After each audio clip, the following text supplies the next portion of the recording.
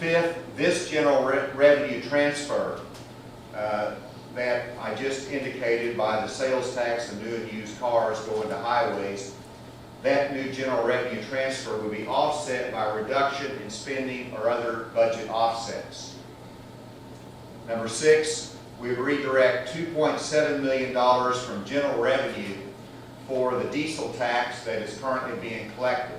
This would actually be $4 million total, but with the 70-30 split with counties and cities, that would be $2.7 million that would go toward our state needs.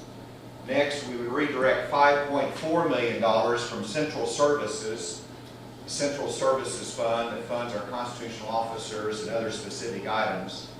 We would redirect $5.4 million from that fund, which represents the amount collected from the half-cent sales tax that was designated for roads. We passed the bond issue. Central Services has been taking a portion of that, but that's the bond issue that people voted on, or the half-cent sales tax for roads. We would redirect that to the purpose intended, which is roads. That would be $5.4 million.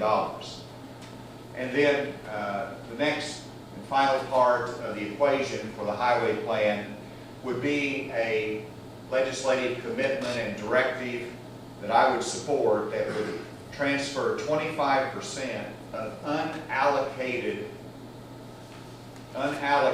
surpluses each year to the highway department after our Revenue Stabilization Act or our budget needs have been met. So let me reiterate that. And I want to give credit to Representative Joe Jett. Joe, we're right here, who initially suggested this to me. Talked to him the other day. It makes sense. This is money that is after all of our budget needs are met. If we have an unallocated surplus that has been divvied up historically in terms of GIF funding, we would take 25% of that unallocated surplus and transfer that to the highway department on an annual basis. And if you look at the last 10 years, on average, that would be $48 million per year.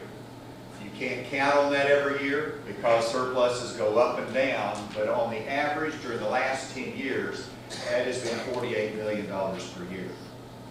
And so with that, I want to make a couple of observations with the charts. As you know, this is the first time in history that we have made a meaningful contribution from general revenues to highways. And let's put this in the context of our surrounding states. As you can see,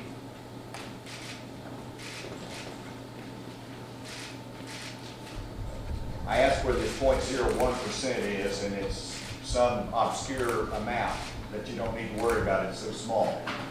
But Oklahoma, 64% of their highway funding is from general revenues. Tennessee, 10% from general revenues. Mississippi, 51% from general revenues. Louisiana, 8% from general revenues. Missouri, 37% from general revenues. Texas has been 0%, but if you read the fine print on the asterisks, they just passed in 2015 the first time funding from general revenues to highways.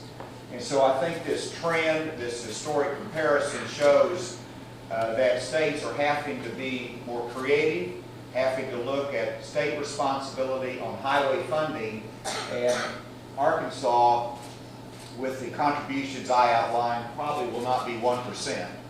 But it is a step that is important for us to take. It is a means to accomplish the objective of adequately funding our highways and taking advantage of the federal funds that are available.